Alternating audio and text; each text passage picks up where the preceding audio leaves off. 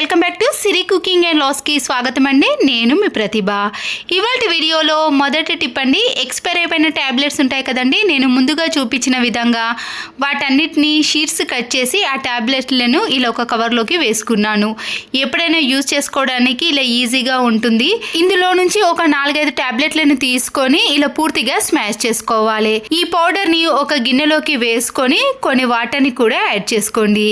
దీంతో పాటు Colgate paste ఉంటుంది కదండి, ఆ పేస్ట్ ని కూడా ఎక్కువగా కాకుండా ఇలా కొద్దిగా మాత్రమే యాడ్ చేసుకోవాలి. మనం వేసిన కోల్గేట్ పేస్ట్ అనేది అంత త్వరగా కరగదు కాబట్టి ఇలా స్పూన్ తో ఈ వాటర్ లో పూర్తిగా కలిసేటట్టు కలుపుకోవాలి. స్ప్రే చేసి ఒక వాటర్ బాటిల్లోకి వేసి ఇలా పూర్తిగా కలిపేసుకున్నారనుకోండి, కొద్దిగా నురుగా వస్తుంది.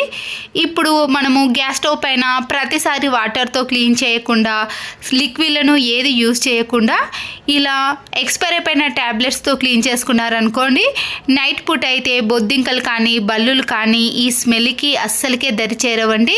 ముందుగానే ఈ లిక్విడ్ని ప్రిపేర్ చేసుకున్నాం అనుకోండి, ఎప్పుడంటే అప్పుడు ఈజీగా ఇలా గ్యాస్ స్టవ్ని కానీ టైల్స్ని కానీ క్లీన్ చేసుకున్నారనుకోండి, చాలా నీట్గా క్లీన్గా కనబడుతుంది. కొత్త డ్రెస్సులు తీసుకున్నప్పుడు కానీ ఏవైనా పాత డ్రెస్లకు స్టిచ్చింగ్ వేసే పని లేకుండా ఇలా నెక్ ఎప్పుడైనా పెద్దదిగా అనిపించినప్పుడు ఏదైనా ఇంట్లో ఉండే వైట్ ప్లాస్టర్ని కానీ ఇలాంటి తెల్లటి ప్లాస్టర్ని తీసుకొని 2 కట్ చేసుకొని ఇలా 2 వైపులా కూడా అతికించేసుకోవాలి.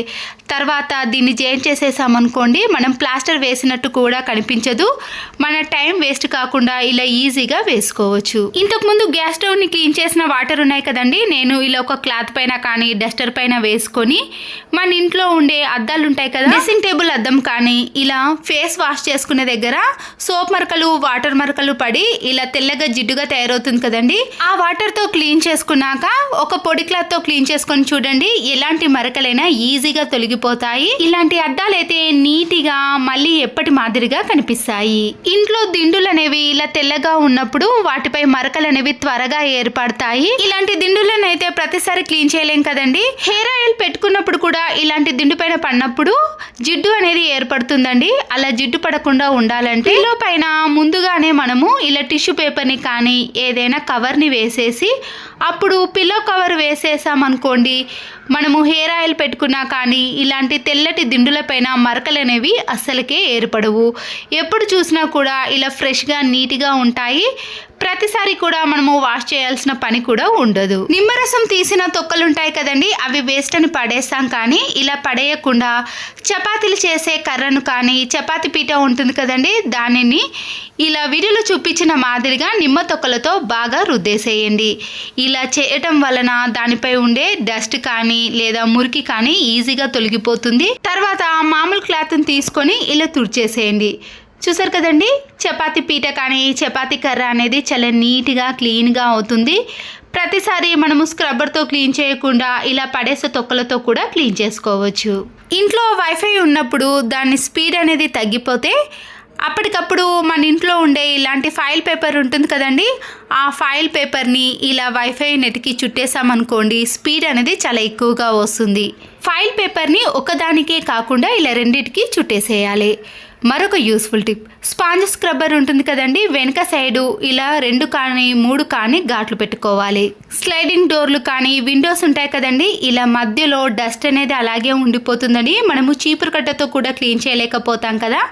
ఇలా స్పాంజ్ స్క్రబ్బర్ని ఘాట్లు పెట్టుకున్నాం కదండి, ఇలా కరెక్ట్గా సైజుని చూసుకొని ఘాట్లు పెట్టుకున్నాక దీంట్లో పెట్టేసి ఇలా డస్ట్ అంతా కూడా ఈ స్పాంజ్ స్క్రబ్బర్తో ఈజీగా తీసేయచ్చు. ఒకేసారి ఇలా స్లైడింగ్ డోర్ని అనేసామనుకోండి, దాంట్లో ఉండే డస్ట్ అంతా కూడా ఈ స్పాంజ్కి వచ్చేస్తుంది. విండోస్ని కానీ స్లైడింగ్ డోర్ని అయితే ఇలా ఈజీగా క్లీన్ చేసుకోవచ్చండి.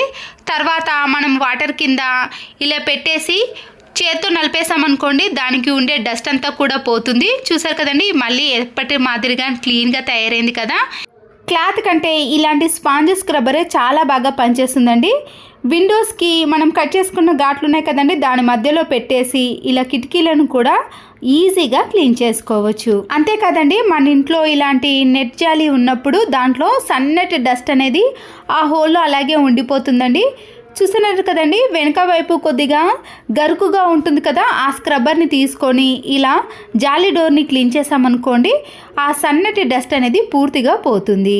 బట్టలు ఉతికే బ్రష్ ఉంటుంది కదండి, దాంతో క్లీన్ చేసుకున్నా కూడా ఇలాంటి జాలి డోర్లు అనేవి నీట్గా ఉంటాయి.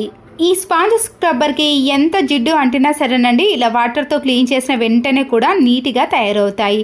మనము ఎన్నో వాటిని కూడా ఈ స్పాంజ్ స్క్రబ్బర్తో క్లీన్ చేసుకోవచ్చు. మరొక యూస్ఫుల్ టిప్, పసుపుతో కుంకుమను ఇంట్లోనే తయారు చేసుకోవచ్చండి. ఎటువంటి కెమికల్స్ని వాడకుండా ఇలా ఈజీగా 5 నిమిషాలలో మనకి కుంకుమ అనేది రెడీ అయిపోతుంది. 2 టీ స్పూన్స్ వరకు నేను పసుపును తీసుకున్నానండి. దీంతో పాటు 1 టీ స్పూన్ వరకు ఈటింగ్ సోడాను వేసుకోవాలి. ఇలా 2:1లో తీసుకోవాలండి. అప్పుడే కుంకుమ అనేది మనకి పర్ఫెక్ట్గా వస్తుంది. ఈ పసుపులో వేసిన ఈటింగ్ సోడా అనేది పూర్తిగా కలిసేటట్టు కలుపుకోవాలండి. ఇలా ఒక 30 సెకండ్స్ పాటు బాగా కలిపిన తర్వాత ఒక నిమ్మకాయని ఇలా కట్ చేసి దాంట్లో ఉండే గింజలన్నీ తీసేసి రసాన్ని మాత్రమే ఈ పసుపులో కలుపుకోవాలి. మనము పసుపును తీసుకున్న క్వాంటిటీని బట్టి నిమ్మకాయలను యూజ్ చేయాలండి. నేను ఇక్కడ 2 టీ స్పూన్స్ వరకే తీసుకున్నాను కాబట్టి చిన్న నిమ్మకాయను మాత్రమే కట్ చేసి వేసుకుంటున్నాను.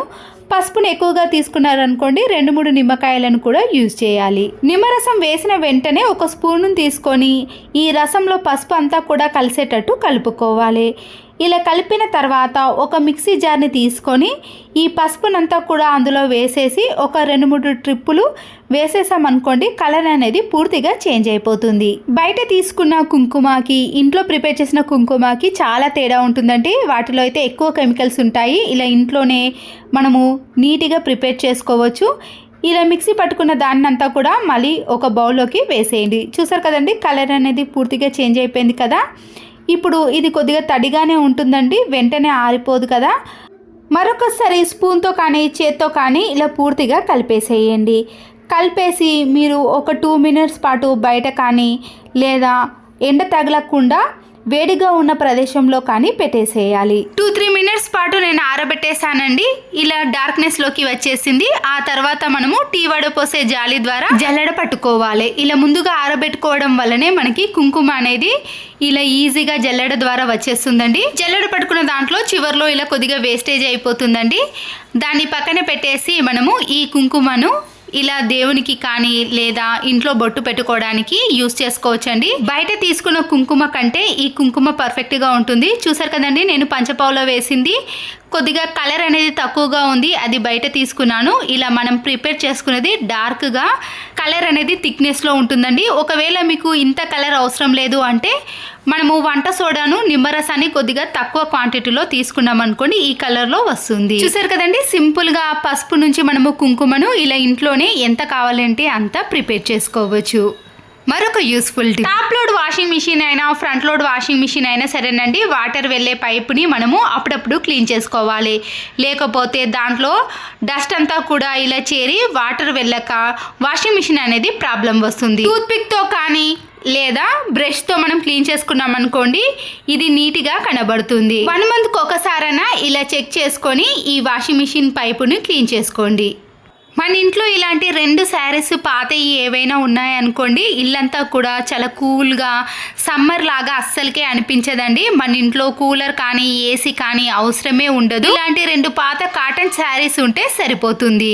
సమ్మర్లో చాలా మందికి కరెంటు బిల్లు కూడా ఎక్కువగా వస్తుంది కదండి, ఆ కరెంటు బిల్లుని కూడా మనము సగం వరకు ఆదా చేసుకోవచ్చు. నేను ఇక్కడ ప్యూర్ కాటన్ శారీస్ని తీసుకున్నానండి పాతవి.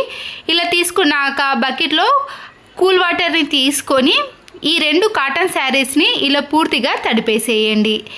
ఇలా ఒక 2 మినిట్స్ పాటు అందులోనే ఉంచేసేయండి. వాటర్ని అంతా కూడా పీల్చుకున్నాక మనము ఈ కాటన్ శారీస్ని ఈ వాటర్లో నుంచి తీసి వాటర్ మొత్తం పిండకుండా కొద్దిగా మాత్రమే ఇలా వాటర్ని తీసేయండి. ఈ శారీస్ని తాడుపైన ఒక 2 నిమిషాలు అలాగే ఉంచేసిన తర్వాత ఇప్పుడు బెడ్రూమ్లో కానీ హాల్లో కానీ వేడి ఎక్కువగా ఉన్న ప్లేస్లో లేదా మనం నైట్ పడుకునే ముందు కరెంటు పోయినా కానీ లేదా విండోస్ నుంచి కానీ డోర్స్ నుంచి వేడి గాలులు వచ్చినప్పుడు ఇలా తడిపేసిన కాటన్ శారీస్ని కట్టేసామనుకోండి మనకి అక్కడ నుంచి చల్లగా వస్తుంది. చాలాసేపు వరకు కూడా ఈ కూల్ అనేది తగ్గదండి. తర్వాత మీకు ఒకవేళ ఈ శారీస్ అనేవి ఆరిపోతున్నప్పుడు మనము మరికొన్ని వాటర్ని తీసుకొని ఈ శారీస్ పైన స్ప్రే చేసినా లేదా తడిపేసి మళ్ళీ కట్టుకున్నా కూడా చాలాసేపు వరకు మనకి కూల్గానే ఉంటుంది, వేడి అనేది అస్సలకే అనిపించదు. అంతేనండి, ఈ టిప్స్ కానీ మీకు నచ్చినట్లయితే తప్పకుండా ఒక లైక్ చేసి మీ ఫ్రెండ్స్కి కానీ రిలేటివ్స్కి షేర్ చేయండి. Please subscribe Siri cooking and vlogs. మరో యూస్ఫుల్ వీడియోతో మళ్ళీ కలుద్దాం. ఈ వీడియో చూసిన ప్రతి ఒక్కరికి కూడా ధన్యవాదములు.